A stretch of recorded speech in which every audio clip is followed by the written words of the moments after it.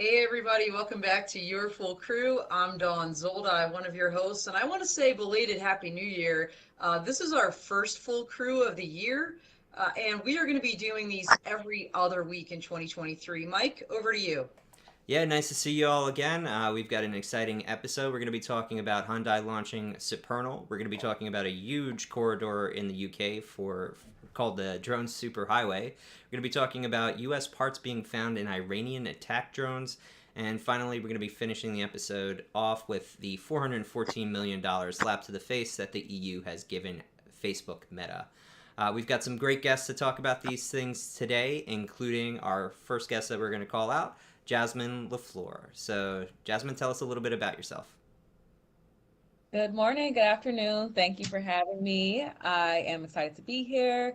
My name is Jasmine LeFlore. I am a senior project engineer working on advanced technology solutions at Collins Aerospace, also co-founder and executive director of Greater Than Tech, all about teaching girls and underserved youth STEM and entrepreneurship together. So all that to be said, you can think of me as a multi-potentialite aerospace buff. So I'm excited to talk about what's happening in the aerospace world.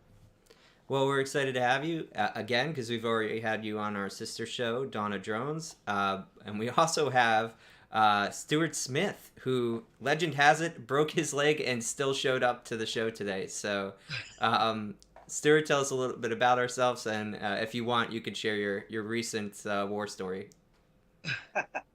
Um, my name's Stuart Smith. I'm basically been a rock guitarist all my life. I was the lead guitarist of Sweet, which did Ballroom Blitz, Fox on the Run, Love Is Like Oxygen. I have my own band, Heaven and Earth.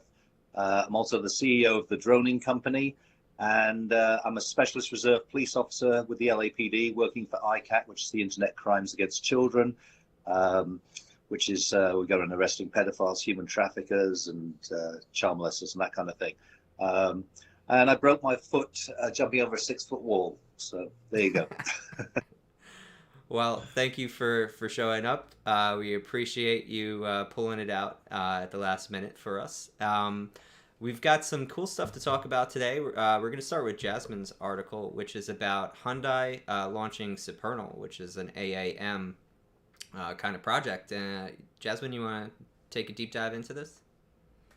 Yeah, so I thought this was really interesting because a lot of people think of AAM or advanced air mobility as like the flying car, which it kind of is. It's basically a flying taxi. Think of not having to go to the airport to go to the next city or, where you're trying to go. You can just get on a flying taxi. So that's what AAM, autonomous air mobility is. So this is pretty cool because Hyundai, we normally think of them as a car business, but they launched or they did a spinoff on Supernal, which is their company that is doing the autonomous vehicles. So in the aerospace industry, I have noticed a lot of different startups doing AAM, or this is definitely being the next like big leap for aerospace in general. eVTOL, helicopter type of planes that is starting to be like the next frontier, I'm going to say. But what I really thought was cool about this article, and I don't know if we can scroll down, but this particular company, Supernal, they are partnering with Microsoft. Azure, Microsoft has a cloud computing platform called Azure, which is going to give a lot of different cloud computing insights for the autonomous vehicle. I think working in aerospace in general, all the time, the biggest thing you have to think of is safety, but also the manufacturing of the hardware and how it's going to be operational.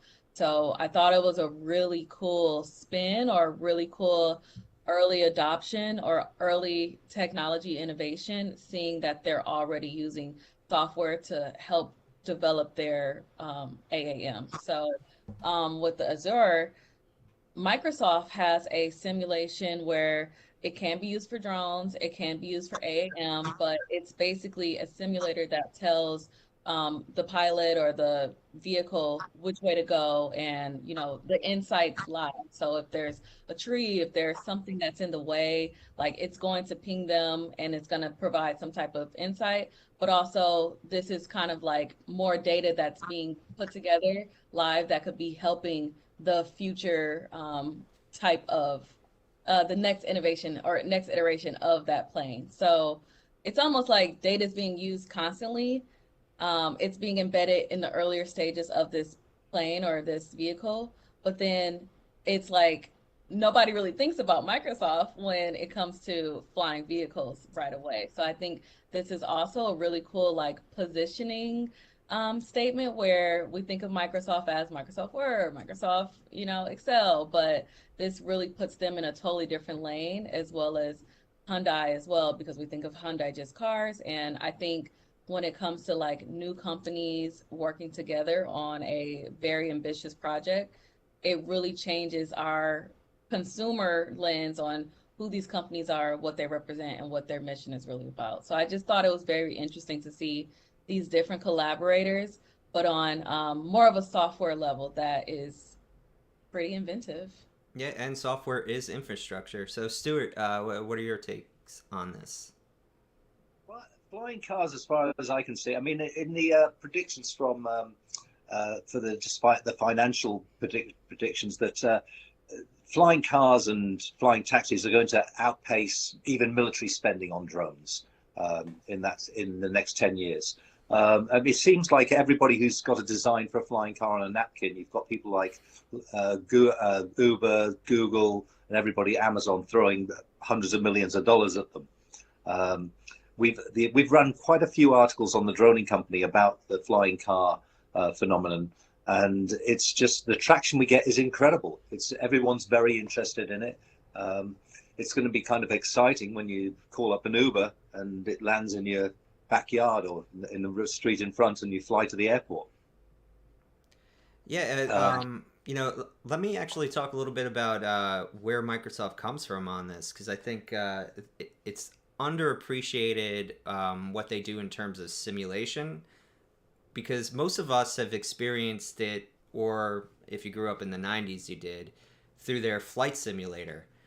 Their flight simulator is actually really, really robust and accurate. That's the kind of the whole point of the thing. So they've been making moves over the last, I'd say, 5 years to kind of be embedded in whatever the future of flight is through their simulation software. And if you think about Satya Nadella, who's done great moves with Microsoft, actually positioning them in places like AI, like they are one of the backers between Open AI's ChatGPT, and here in flight, he's basically putting them anywhere where large stores of data need to be secure and accurate, and it's successful.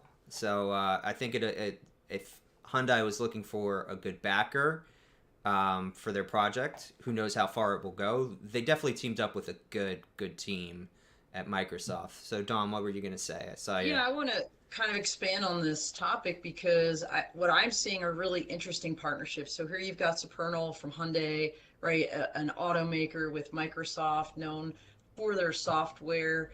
We just recently saw an announcement by Archer Aviation and that they have partnered with Stellantis for the production of their Midnight. Stellantis manufactures cars normally out of Detroit. All right. So you're seeing this really interesting kind of traditional automaker, advanced air mobility connection. You've got this software piece. And then, another weird connection, the cars, the flying cars, was just at CES this last week. And Sony and Honda have partnered on an EV prototype called what is it called here? The Afeela. So, so you're seeing all of these weird partnerships between non-traditional groups. You've got the automotive industry, you've got software, which Jasmine and Stuart and Mike, to all of your points, going to be huge in all of this because the future, in fact, the present and the future even more so, is digital. And then you've got these electric vehicle makers and, and advanced air mobility. Just this giant kind of connection, this giant ecosystem, and there's tentacles everywhere. And I think what you're going to see is more and more consolidation and more connections between these as things like advanced air mobility start getting networked, to the actual ground vehicles, or the ground transportation networks. So I think this is just the tip of the iceberg, and we're going to see more and more of this going forward. Yeah, I mean, the data is important, right? So data accuracy is going to be important for how these things run, how their onboard systems are able to navigate, whether or not they are doing what's called edge computing, which is computing where they are versus sending signal back to the cloud and having larger data computated. All that has to be balanced out. And who's in charge of what is actually going to be, I think, the biggest negotiation, especially for the regulators in deciding what is deterministic and safe at whatever value that they feel it needs to be for these flying cars to actually be flying in any volume other than just, authorized flights or manually authorized flights, like individualized authorized flights. If we want an actual system in the sky, it's going to need this level of partnership, because the truth is the domains are crossing boundaries that this tech actually hits. And I think what people are realizing now, and have been for like the last 2 years or so, is that just because you're an expert in this domain doesn't mean you have the infrastructure to actually support whatever growth you want to see in the next domain you need to grow into. So that's probably where that Honda Sony partnership is coming from. There might be also some Japanese like national kind of pride working with a company within the country to make a stronger product. So that might be interesting to see too. Mike, you just used a bunch of buzzwords that I think are a great segue to our next article: volume, Yeah, true. So we're going to talk now about this super highway that's being built in the UK. Stuart, this is your article. Can you tell us a little bit about it? Yeah, it's something we covered with the droning company. It seems to be that they're developing this superhighway for essential things like fire, emergency, medical supplies, deliveries by drone. And I think this sort of ties into our last conversation, because everyone's sort of talking about autonomy in the flying cars. I don't know how comfortable everybody's going to be when you have a car land to pick you up and there's no pilot. I think that's a long way down the road, but everyone's jumping on the autonomy software and that kind of thing. But I think again we're going to have to. They predicted 10 years before we really see these flying cars, but I think it's going to happen a lot earlier. It really seems to be. There's so much money and research being put into this, so I think they're going to have to develop something worldwide. Like these superhighway corridors, which are designed specifically for drones, flying cars, and that kind of thing. Mike, can I back up a little bit and talk a little bit more about this article? Because first of all, this is a 2-year project that is purported to be the largest and longest drone delivery network on the planet. And again, to the issue of partnerships, the British multinational telecom giant BT has invested over £5 million in Altitude Angel and this Project Skyway initiative. It's going to be connecting 165 miles of airspace above Reading, Oxford, Milton Keynes, Cambridge, Coventry, and Rugby in southern England. So super impressive what they're attempting to do here. They're going for it. They're going big for the largest corridor here. And corridors themselves raise a whole host of issues, but I'd love to hear Jasmine's thoughts. Yeah, I feel like with the drone industry in general, I mean, it's here. So I think Stuart said, are people ready to get comfortable with flying cars? I think when the first airplane was created, by the Wright brothers, people thought they were crazy too. So I think there has to be a normalization of this is the now. And to the point of like regulatory, issues, I think everything has to be regulated correctly, but the community has to be up to date. Like, I think this is a really great news segment because this is what people need to be listening to and hearing to start really like training their mind to be ready that like, flying cars, autonomous vehicles, drone delivery is right around the corner. Well, what's It's almost interesting. like next great, how everyone in back in the 90s when the internet was happening, people were like, what's the internet? So I think it's that next revolution. Yeah. Well, yeah, if you watch some of those old news segments, they're kind of laughable, about the internet, or even just like something simple like the Nintendo Entertainment System. Like they would have like entire segments about how like evil it was. So there is like with new technology, there's always fear or whatever, but there's also it's usually matched with equal excitement. I think what's important about this corridor is it's working on two levels. One, it's expanding the scale for which these things can be utilized and tested within the United Kingdom, but also the use case you were talking about, having basically a lane for public safety use. That only makes people feel good when they know that that's what it's being used for, right? When that's almost certifying that every flight that goes through that thing is going to be a positive headline that helps the industry, right? So that's what I kind of found interesting about this article. Stuart, you wanted to get last licks and talk about it a little bit more? Yeah, I think it's important that this is considered. Everyone's jumping on developing the cars and getting them in the air as fast as possible, but just the safety angle, where are they going to fly? And I think having these super corridors that are specifically designated for, the whole BIVLOS thing, with drone delivery and flying taxis, flying cars, they're going to have some organization. And I don't know, obviously the FAA will have the final say, especially in the States, CAA in England and that kind of thing. But I don't know where, I think this is something that needs to be considered before we jump ahead of ourselves and get these things in the air. Stuart, you raise a great point about a considered approach. I mean, it seems obvious, right? But the three of us before we got on the show, we were talking about another article somewhat related to this. What we're seeing here as drone deliveries are starting to really occur in the United States, we're starting to see some complaints about noise, right? You've got drone up now, 6,000 deliveries for Walmart so far in multiple states.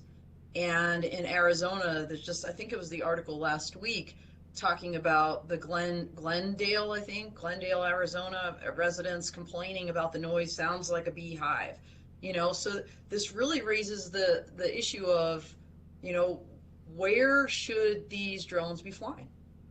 Is a corridor over already existing highways the way to go? There's already noise there. Like, people are used to that. You start flying over backyards, non-standard routes. Not only you're raising noise concerns, but now, at least in the U.S., maybe these avigation rights issues about who owns that, use and enjoyment of the air above their property. So, I mean, I do feel like there's a lot of work to be done here, to be sure.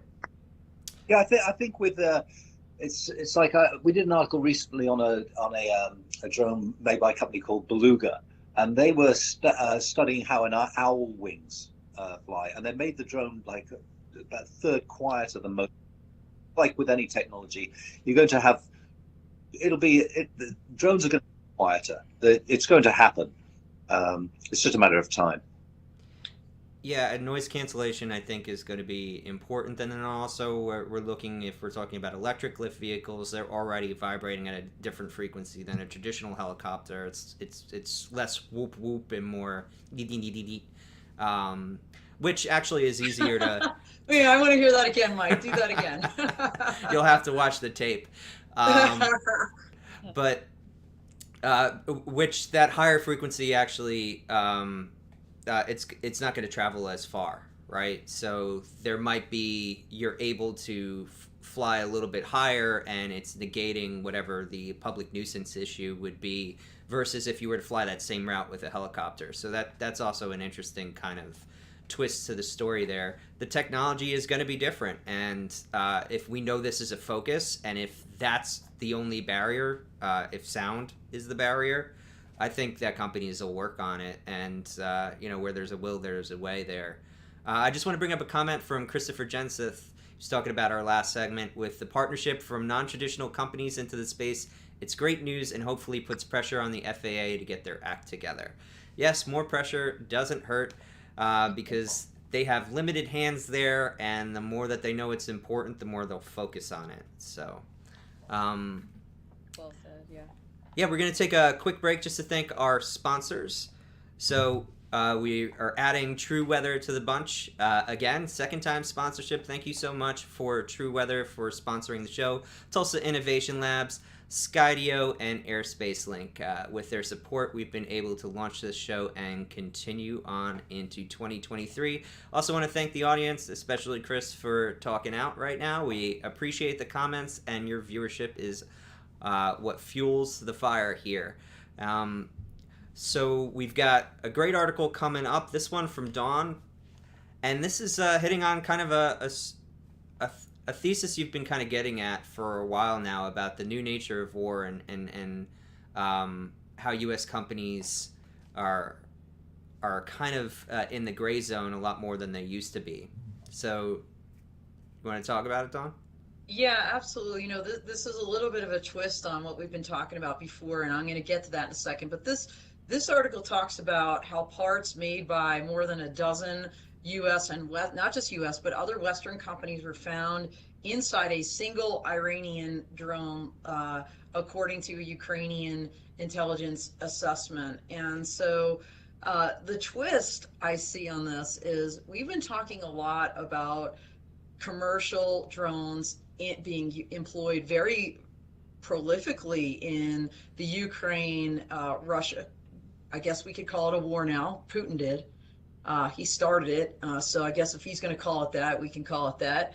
But, we've seen commercial off-the-shelf technology, drones themselves, the companies donating drones, working with nonprofits to get drones in the hands of Ukrainian forces. And now what we see are nation states like Iran, who is supplying Russia, kludging all kinds of commercial off-the-shelf parts from the U.S. and the West into their drone technology, and using it against the Ukrainians. So the whole is no greater than the sum of its parts, and I think this article really kind of brings that home. And when you think about, again, I make these weird connections, so bear with me here. When you think about the Defense Innovation Unit's, Blue UAS project, again, that's focused on cybersecurity and Chinese technology. It's not just about the drones, the Blue framework, or the Blue UAS project. It's also about the components, which is why they have the Blue UAS framework, right? So the parallel I see here is, now those commercial off-the-shelf drones, again, non-traditional things. I mean, Texas Instruments was one of the companies whose parts they found in here. GNSS companies, Global Navigation Satellite Systems companies that are making position navigation timing, technology that may not normally wind its way into a drone necessarily, is making its way into Iranian drones. And so how do you stem this tide? I think it's really hard, and smarter people than me are working on it. There's a task force that the Biden administration has put together to investigate how all of this Western technology is winding up in these Iranian drones. But man, this is tough. I mean, again, I walked around CES last week. I just had the statistics up a second ago because they sent their kind of end of show wrap up. But I mean, it was ginormous. And when you think of all the different, countries, different technologies out there, the fact that you can take pieces and parts and kludge them into something nefarious, you kludge them into something that's used, against innocent people in any way, is always a frightening proposition, and we're seeing that just more and more, especially in the Russian-Ukrainian conflict. So, would love to hear other people's thoughts on this, and I will just start with Stuart. Yeah, I read the article. It's well, a couple of things came to mind. Firstly, it's like a game of whack-a-mole. It's virtually impossible to. I mean, a lot of these semiconductors that are used in drones are used in TV sets. So to stem the tide of that, I mean, I think there's the way to combat this is because it's an impossible task. I think the way to really combat it is Iran is going to need some very heavy sanctions by the whole community. I mean, I just saw on BBC News this morning that there's huge crowds gathered outside the prisons because of the way the executions in Iran. So the fact that Iran is colluding with Russia, I think it's down to our administration and the whole administration of the world to really just stamp down on them and put pressure on, because, I mean, the other thing is, as I say, these components are used in everything, and you've got one of the statements that Texas Instruments says, well, we're complying with US law.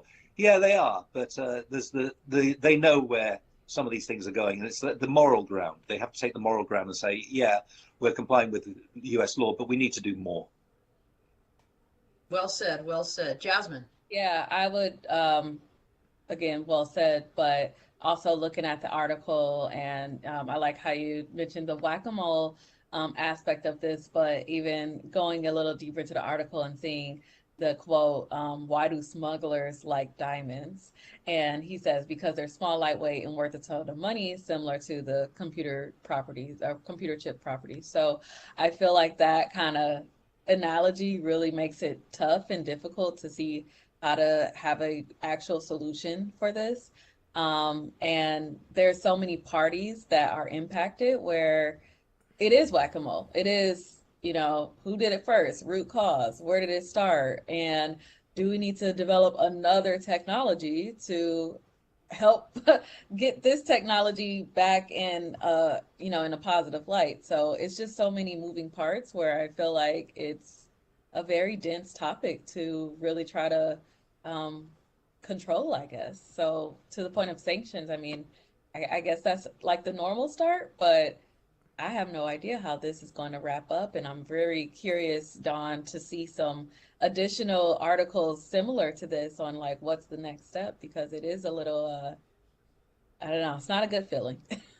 Yeah, I mean, we've talked about proliferation on literally our last episode with Don Bershoff, and that's so the reason I bring it up is because Chris Jenseth is bringing it up in the chat. Don't leave military equipment behind in other countries. There's some truth to that, but it's also, there's a reality that if you're in a conflict, that both sides are going to require armament and also even just regular supplies. And I think what was interesting about this is some of the technology is not necessarily built to task. Like Don used the word kludge together. So you might send a piece of technology that was meant for, peacekeeping purposes, or was there to kind of aid in some other troop transport or medical transport, or even just keeping people safe through surveillance.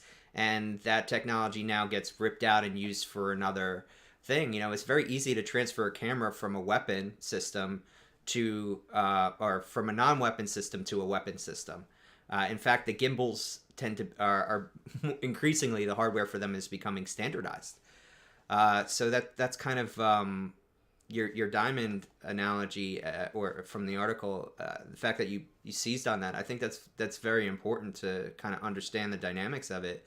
It's when technology gets sufficiently distributed like this, I don't think we know the answer on how to stop proliferation, because where there's a will, there's a way. It's almost like ghost gun territory. I think that's the correct term. If you understand weapons better than me, please correct me. I'm not afraid to be corrected on this front. But like the idea that you can make a regulation to stop certain kinds of things from being manufactured and purchased outside of a gun store, but then other people could figure out ways to 3D print certain parts, and then you could kludge together your own gun from those parts. So it's kind of the same kind of story here, where the technology has allowed things to be distributed in such a way that you could science your way into a weapon. Well, and we talked about the smuggling aspect, but then there's the shell game, if you will, right? Literally the shell companies that the Russians and Iranians are set up, and frankly, almost like so much of this is a resourcing issue, right? Whether it's advanced air mobility and who's going to create those corridors in the sky, how's that all going to work? We talked about that earlier. For this, it's a little tiny office in the Department of Commerce in the United States that deals with export controls, was never really set up to deal with something like this. And now they're getting a lot of attention, like, hey guys, what are we doing here? And, this is where, as Congress is looking, to legislate, they've got the power of the purse. Where's that money going? Because if people are serious about this, just like Mike, we've talked on the show about the CHIPS Act, right? Yeah. Putting money against supply chain, putting money against export control enforcement, perhaps. I don't know. There's only so much money to go around, and there's only so many people to do this work. But, as we see this continuing, I think this is something that really needs some serious attention. Yeah, and you've also seen actually companies say that they're not selling in Russia, even outside of military stuff, and then their goods are still there, and they've just been like rebranded or something. So the supply chain kind of never broke down. They just put like different stickers on things, or painted the boxes differently. So or routed them through other countries. In yeah, other words, like, yeah, sympathetic countries, or like, yeah, I sold to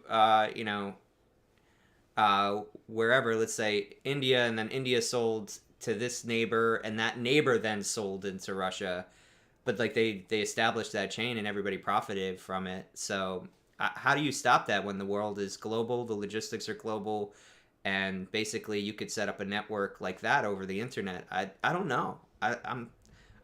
Stuart, thoughts? Yeah, and the genie's out of the bottle. I mean, as you're talking about things that are made for peaceful purposes being modified. I mean, people are sending Ukraine tons of drones. I mean, and they're modifying them to become weaponized, to drop hand grenades and bombs with a Mavic 2 Pro. So there's there's an old saying in the movie Jurassic Park that one of them said, "We have the technology to do it. No one questioned whether we should."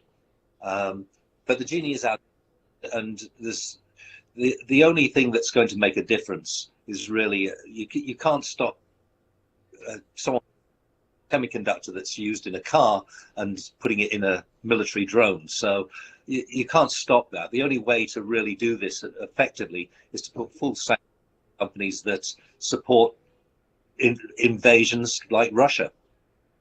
Yep. Jasmine, final thoughts, and then we're gonna move on to meta. Yeah, I think for me, this is a subject that I, tiptoe around a little bit because I know that this particular issue is happening, but there are also weapons of mass destruction that the U.S. sells to other countries. So it's almost giving pot calling the kettle black, so to speak. But I don't want to get into that territory too much. So I mean, I'll take the ball a little bit there. Yeah, there is an issue with that. You'll see your weapons from last year on the battlefields of your enemy because, this year's ally is not next year's ally. So that's always, So I mean, this is war. This is why it sucks to be at war, and anything we could do to stop the war in the Ukraine, I think, for me personally, the longer it goes on, the worse it is for everybody. So, Yeah, very true. Anyway, so we're going to be talking a little bit more on the domestic side of technology. So Ireland fines Meta over $400 million in its targeted advertising practices. So I think the more round number is $414 million. US. for violating GDPR, which is basically a privacy act that went into effect in the EU some years ago now. I remember having to prep for it at my previous company. And it's really not that hard. You just have to give informed consent. So I'm not actually surprised, especially with what they call dark patterns that Facebook uses to kind of force and pressure users into complying with their terms of service. Basically, what makes this interesting is basically the Ireland court has decided that Facebook needs to give you the option not to be used for targeted advertising, and they can't just say you can't use our service if you don't opt into that.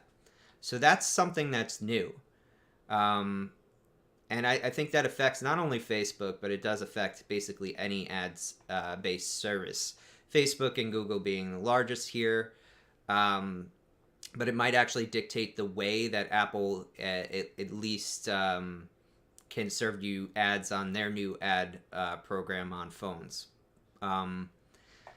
Overall, though, I just the reason I wanted to bring this up is because I've seen a lot of Silicon Valley people talk about the dangers of overregulating private information and sharing information, and I'm not sure there are any dangers. The best example I gave, which I think is easily dismissible, or came across, which I think is easily dismissible, was Paul Graham, formerly of Y Combinator, talked about how medical information wasn't able to be shared during the pandemic because of these privacy regulations, not even in aggregate. Well, they're working it out, and I'm sure they'll figure that out down the line, but then we still get the privacy benefit of GDPR. I think we're all tech people here, so sometimes tech people tend to lead in the other direction, that they're kind of okay with data sharing. So what's everybody's take on this, and did Facebook deserve to be fined? Who wants to go first?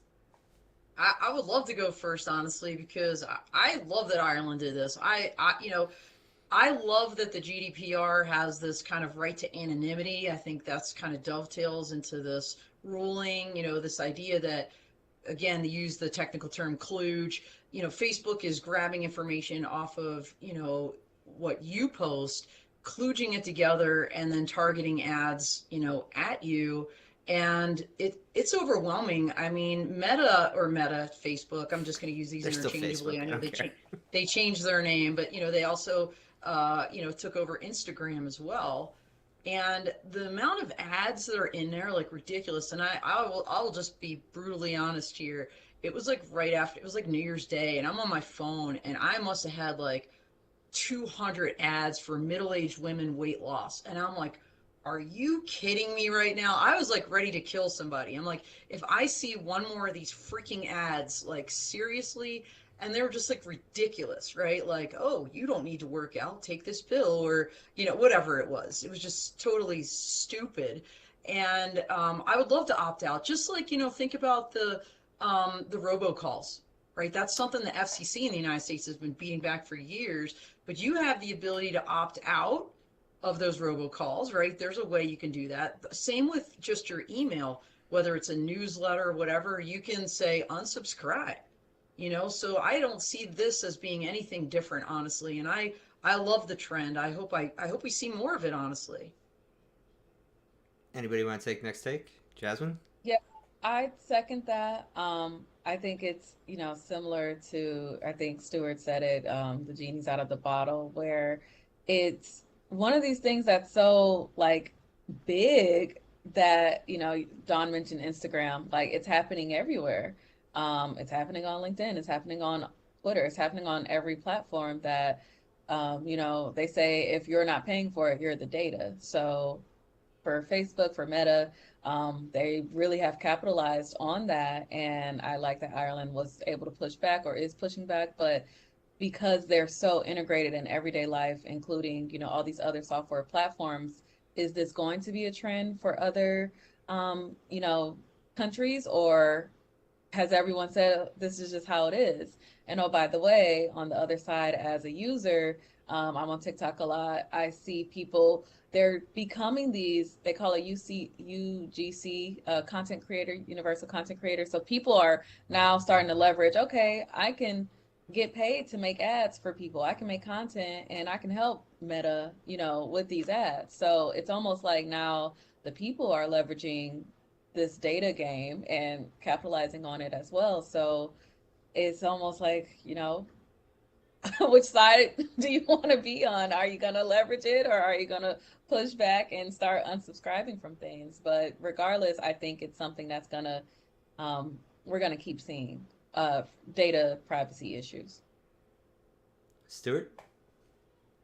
I'm going to go out on a limb and disagree with this. I think I like the fact that if I'm on the internet and I'm looking at something for 2 minutes and I go, all right, and then I get a call or something and I lose the page one way or another. The fact that it'll come back to me on about a day later, I'll be looking at something else and there'll be an ad from something that I was looking at. Oh, that's what I was looking at. It's the platform's free. I mean, maybe Facebook should have an option where you pay for it and you don't see ads, and they'll still make revenue that way. But I actually have no problems with it. I mean, certainly it gets out of control. I mean, you've got the robocalls, but the government did do something. I mean, I was getting at least about 10 calls a day about car warranty, and they slapped down really hard on those, and I'm not getting anywhere enough. As many, and the scam calls, the scam calls and emails I just reply with a badge from the FBI saying, would you like to come and discuss it in my office? Then generally don't hear from them again. What's interesting though is that what you were talking about, like if you go to YouTube, you have the option to pay for YouTube without ads. Yeah. But there's been resistance among these companies because they don't want to pull you out of the data pool, because then that devalues the money they can make off the ad product. And Google's way of combating that on YouTube is to make the price actually exorbitant. I think it's like $20 a month to go without ads on YouTube. I pay for it because it actually got so obnoxious hearing about BetterHelp every week that I thought I was mentally ill. And that's not helpful. And I'm nothing against BetterHelp. I'm sure they do provide a good service for people who need it. But like, there's just they can't. It's like an inventory placement system, and the truth is they don't have enough inventory users to actually place as many ads that are being purchased. So they just increase the amount you see over time, and it actually becomes less useful to both parties. The client who would have purchased the product, and the advertiser who's now spending too much for people that would never use their product in the first place.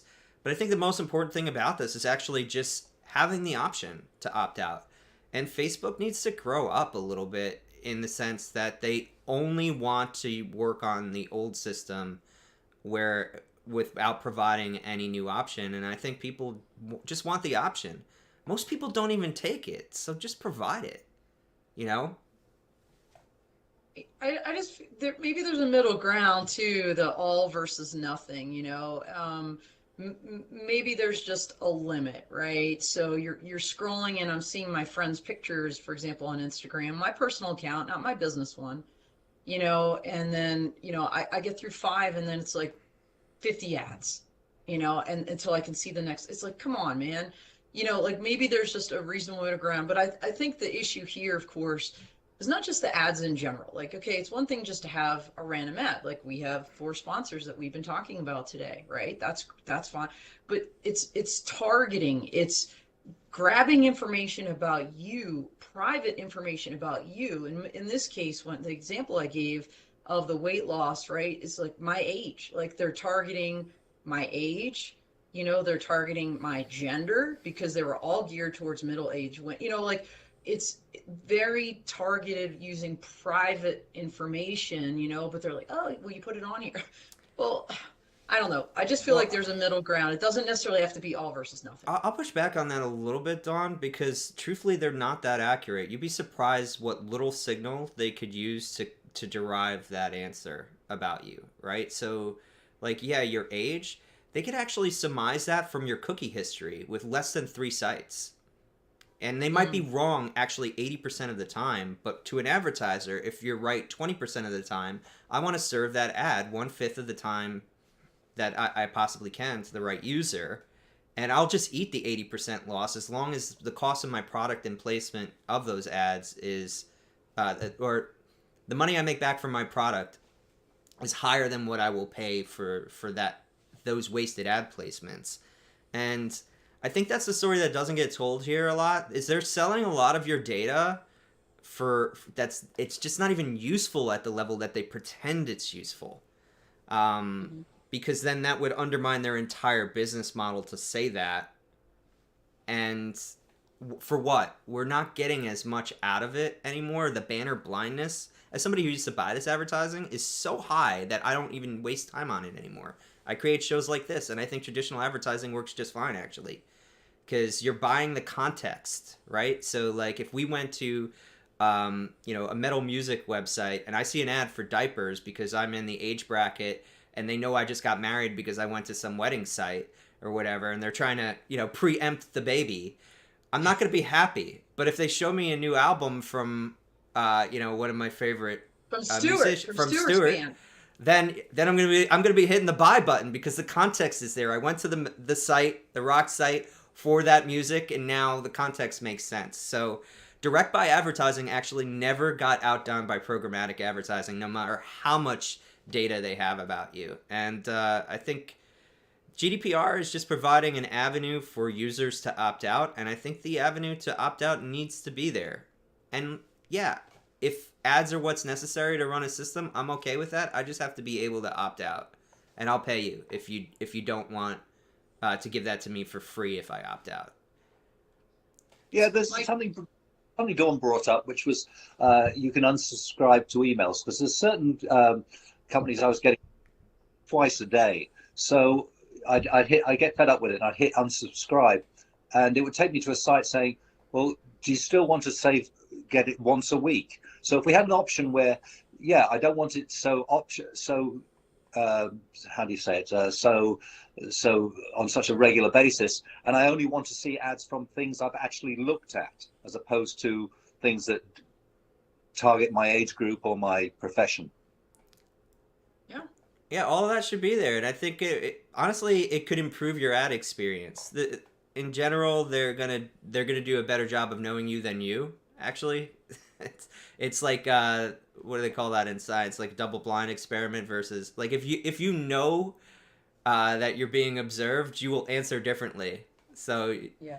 or you might think like I'm gonna lose weight this year. You might actually want the ad, and then you never go to the gym. So like our perception of ourselves versus the reality of who we are, right? The data kind of can tell them that in some cases, not all.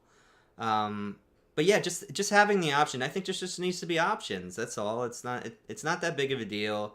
I think they deserve the fine because they didn't. Every other company made moves to give you options. Every other big company, right? Like Google kind of pushed on paid services and stuff, or whatever, or gives you the ability to turn off. Like if you go to your Google profile, there's ways to turn off certain tracking, not all of it. And Facebook just did it. So I think they're just a lazy company that produces crap. That's my take on them now. I mean Meta. I'm sorry. I can't even pick up the new name. And there's companies that are like, all right, so TikTok, China stuff aside, isn't it fun to be on TikTok? It's actually fun to be there versus being on Facebook where there's the swell of discontent grows every second. It's like we just had the holidays. It's always like the airing of grievances, Yeah. on Facebook. But Mike, I think we have some comments in the chat. I don't know if you want to call some of those out. Yeah, well, we could call out Chris's comment. So, because Diggs just said, "Hey, what's up?" So, hi, Diggs. And Christopher Jensen said, "It limits your knowledge. I'd rather not be in an echo chamber." Yeah, that's the other thing is just the echo chamber, right? Like buying a Keurig and then receiving ads for it for a month later. You know, what if I want to know about different types of coffee rather than my trying to rebuy the same machine that I already bought, right? Exactly. Any last thoughts before we close the show today? All right, I want to thank our sponsors again. We have Tulsa Innovation Labs, True Weather is joining us this week, Skydio, and Airspace Link. Also want to thank our guests for providing great topics to talk about today and bringing their expertise to the fore. And then also thank you to our audience for supporting the show. You make it what it is. We appreciate everything you do. We've got some great stuff coming up this week. What do we got, Dawn? We do, absolutely, Mike. So Wednesday, join us on the Dawn of Drones. We've got Tyler Roberts from Paladin Drones talking about drone as first responder and their LTE solution that's helping save lives. We've got on Thursday in Clubhouse, Maggie Schuster's our new host there. We're going to have Modal AI. They've created the Voxel 2 autopilot, and Chad Sweet will be joining us on Thursday. And then next week, instead of the crew on Monday, join us Tuesday for the full tilt. We'll have Don Bershoff from True Weather Solutions and talking about leadership. So please join us for that show as well. All right, that's it for today, and Happy New Year. We are out here.